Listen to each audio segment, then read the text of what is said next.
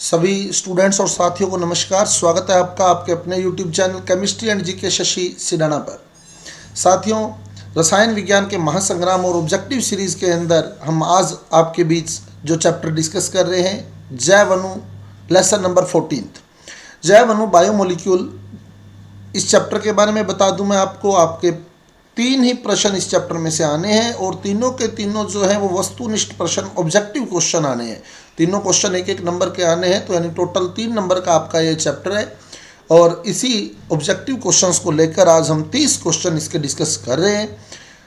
और पूर्व के वीडियो अगर आपने अभी तक नहीं देखे हैं, पहले वाले लेक्चर अभी आपने नहीं देखे हैं, तो उन लेक्चर्स को आप लोग जो है डिस्क्रिप्शन बॉक्स में दिए गए लिंक के माध्यम से देख सकते हैं। महासंग्राम और ऑब्जेक्टिव सीरीज से लेकर सारे जो लेक्चर हैं वो डिस्क्रिप्शन बॉक्स में लिंक के माध्यम से आपको प्रोवाइड करवा दिए गए हैं। क्योंकि आपका एग्ज़ाम बिल्कुल नज़दीक है, इसलिए हम ज़्यादा समय नहीं लेते हुए हमारे क्वेश्चन स्टार्ट कर रहे हैं। क्वेश्चन स्टार्ट करने से पहले मैं रिक्वेस्ट करूंगा आपसे, आप इस वीडियो को ज़्यादा से ज़्यादा शेयर कर दीजिए ताकि सभी विद्यार्थियों तक ये वीडियो जो है पहुंच सके और उनके लिए ये पूर्णतः लाभकारी सिद्ध होगा। जैसा कि मेरा मानना है, एग्ज़ाम के अंदर काफ़ी आपको बेनिफिट मिलने वाला है हमारे महासंग्राम और वस्तुनिष्ठ सीरीज से लेकर, ऑब्जेक्टिव सीरीज से लेकर। तो अगर आपको हमारे वीडियो अच्छे लग रहे हैं, लेक्चर अच्छे लग रहे हैं, तो कृपया इसे लाइक कर दीजिएगा और हमारे चैनल को सब्सक्राइब करना मत भूलिएगा ताकि आने वाले वीडियो भी आपके लिए लाभदायक हो सके। आपको डिस्क्रिप्शन बॉक्स में जो है 1 बाय 1 लिंक प्रोवाइड करवाता रहूँगा मैं। नेक्स्ट वीडियो के अंदर इसका लिंक भी आ जाएगा। तो अब चलते हैं हम हमारे क्वेश्चंस की ओर, जिसमें से पहला क्वेश्चन है, इनमें से फल शर्करा, फ्रूट शुगर।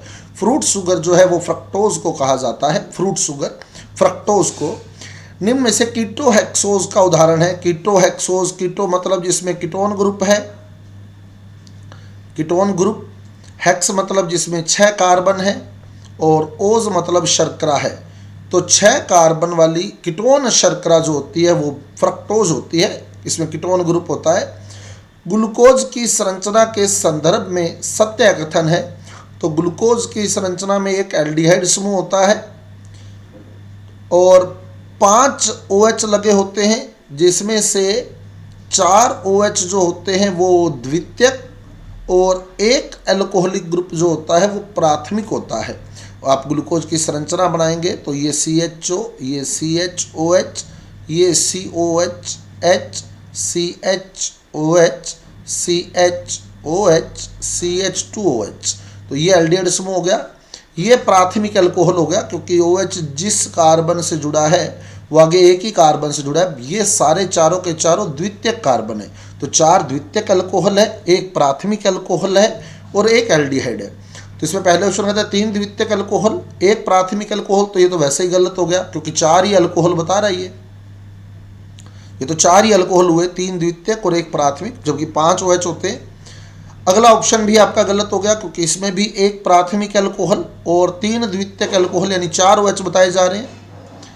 अगला ऑप्शन कहता है एक प्राथमिक अल्कोहल है, बिल्कुल है। 4 द्वितीयक अल्कोहल है, बिल्कुल है। और एक एल्डिहाइड लगा है, बिल्कुल करेक्ट। सी ऑप्शन आपका करेक्ट है। उसके बाद चले हम अगले क्वेश्चन पर। निम्न में से अनअपचाइड डाइसैकेराइड है, बहुत ही इंपॉर्टेंट क्वेश्चन है आपके एग्जाम के पॉइंट ऑफ व्यू से। अनअपचाइड डाइसैकेराइड का जो उदाहरण है वो सुक्रोज है। सुक्रोज अनअपचाइड डाइसैकेराइड है क्योंकि इसमें ना तो ग्लूकोज का एल्डिहाइड मुक्त है, ग्लूकोज का एल्डिहाइड मुक्त है, और ना ही फ्रक्टोज का कीटोन मुक्त है। इन दोनों के बीच ग्लाइकोसिडिक बंध बना है, ग्लाइकोसिडिक बंध। ग्लूकोज का एल्डिहाइड और फ्रक्टोज का जो कीटोन होता है वो ग्लाइकोसिडिक बंध द्वारा जुड़े होते हैं, इसलिए सुक्रोज जो है वो अनअपचाई शर्करा मानी जाती है। निम्न में से दुग्ध शर्करा, मिल्क शुगर, लैक्टोज को कहा जाता है। लैक्टोज दूध में पाई जाती है। निम्न में से अशर्करा यानी पॉलीसैकेराइड, पॉलीसैकेराइड का उदाहरण पूछा गया है तो लैक्टोज डाइसैकेराइड है। स्टार्च बिल्कुल पॉलीसैकेराइड है, स्टार्च जो है वो पॉलीसैकेराइड का एग्जाम्पल है।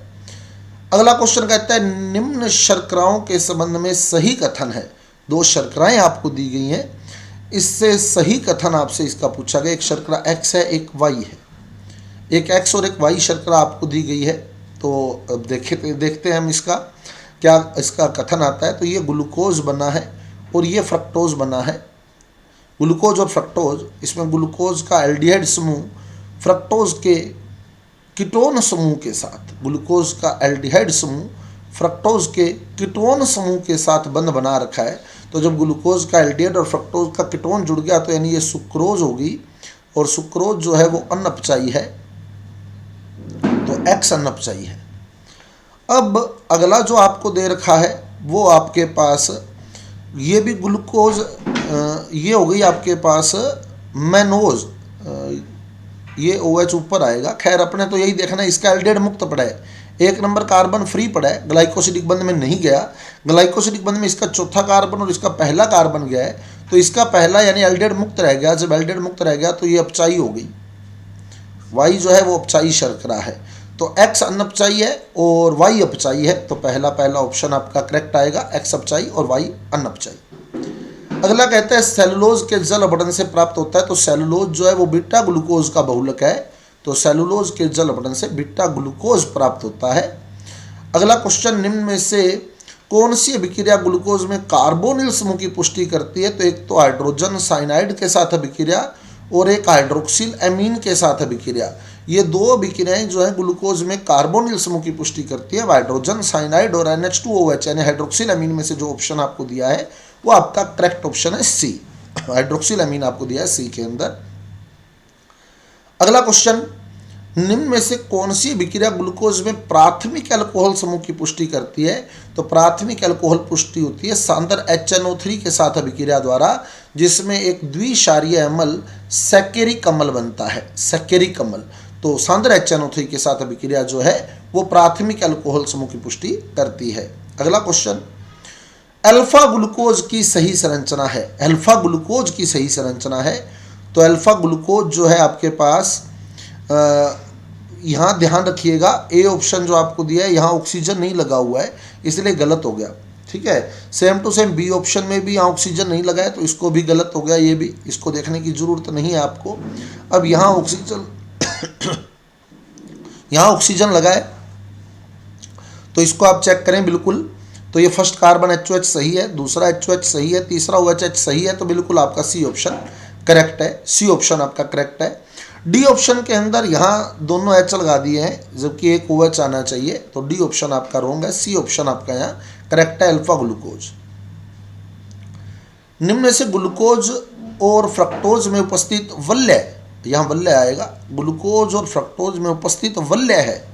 तो ग्लूकोज में पायरेनोज वल्य होती है, पायरेन वल्य होती है, और फ्रक्टोज में फ्यूरेन वल्य होती है, फ्यूरेन वल्य। पायरेन में 5 कार्बन और 1 ऑक्सीजन होता है, ये पायरेन वल्य है, और फ्यूरेन में 4 कार्बन और 1 ऑक्सीजन होता है, ये फ्यूरेन वल्य है। ये ग्लूकोज में पाई जाती है, ये फ्रक्टोज में पाई जाती है। तो ग्लूकोज और फ्रक्टोज में पायरेन और फ्यूरेन वल्य हैं। स्टार्च की इकाई है, स्टार्च जो है वो अल्फा ग्लूकोज से बना होता है, स्टार्च अल्फा ग्लूकोज से बनता है, अल्फा ग्लूकोज से। तो ऑप्शन ए आपका करेक्ट है। अगला क्वेश्चन आपके पास आता है, निम्न में से प्रकाशिक रूप से अक्रिय, प्रकाशिक रूप से अक्रिय, ये बहुत ही इंपॉर्टेंट क्वेश्चन है। प्रकाशिक रूप से अक्रिय ग्लाइसिन, ग्लाइसिन प्रकाशिक रूप से अक्रिय है। अगला क्वेश्चन, निम्न में से अनिवार्य या आवश्यक अमीनोमल नहीं है? तो 10 अमीनोमल आवश्यक हैं। टी मिलपाथ, T for tryptophan, V for valine, valine आवश्यक है, तो वैलीन आपको ऑप्शन में दिया है, ये आवश्यक है। M for methionine, I for isoleucine, L for leucine, leucine आवश्यक है, ल्यूसिन आवश्यक है, ल्यूसिन आपको ऑप्शन में दिया है। फिर L for lysine, P for phenylalanine, A for arginine, T for threonine और एच फॉर हिस्टिडीन, हिस्टिडीन भी आवश्यक है, आपको दिया हुआ है हिस्टिडीन। तो बचा एलानिन जो है वो आवश्यक नहीं है, ए ऑप्शन आपका करेक्ट आएगा यहाँ। अगले क्वेश्चन में, वह अभिक्रिया जो ग्लूकोज में 5 OH समूहों की पुष्टि करती है, तो ग्लूकोज का एसिटिलीकरण, एसिटिक एनहाइड्राइड के साथ अभिक्रिया जो होती है वो 5 OH की पुष्टि करती है, ग्लूकोज पेंटा एसीटेट यहाँ बनता है। अगला कहते हैं, एलानिन, सीरीन और वैलीन को मिलाकर बने एक पेप्टाइड में कितने पेप्टाइड बंध होंगे? तो ये एलानिन है, एक सिंपल सी बात है, ये सीरीन है और ये वैलीन है। जब आप इनको जोड़ेंगे तो एलानिन सीरीन से जुड़ेगा, एक पेप्टाइड बंध तो यहाँ बन जाएगा, और सीरीन वैलीन से जुड़ेगा, एक पेप्टाइड बंध यहाँ बन जाएगा, तो यानी 2 पेप्टाइड बंध आपके पास होंगे। सिंपल सी बात है, सिंपल सा क्वेश्चन है। निम्न में से किस शर्करा का जल अपघटन उसका प्रतिपन कहलाता है? प्रतिपन यानी वो दक्षिण ध्रुवण घूर्णक होती है, लेकिन जल अपघटन के बाद उसका जो मिश्रण बनता है उससे वो वाम ध्रुवण घूर्णक होता है। तो सुक्रोज, ये क्वेश्चन भी बहुत ही अच्छा क्वेश्चन है। सुक्रोज का जल अपघटन जो होता है वो उसका प्रतिपन कहलाता है।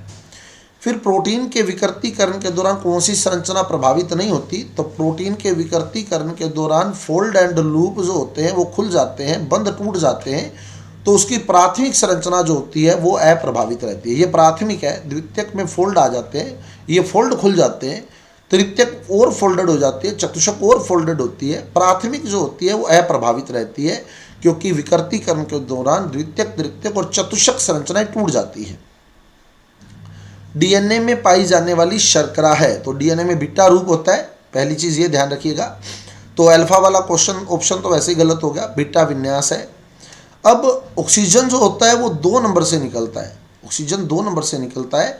तो यहाँ आपके पास ये दोनों ऑप्शन ही वैसे सेम ही आ गए हैं, 2-डीऑक्सीराइबोज, 2-डीऑक्सीराइबोज, बिल्कुल 2 नंबर से ऑक्सीजन निकला होता है। तो ये बीटा डी 2-डीऑक्सीराइबोज, ये ऑप्शन भी करेक्ट है।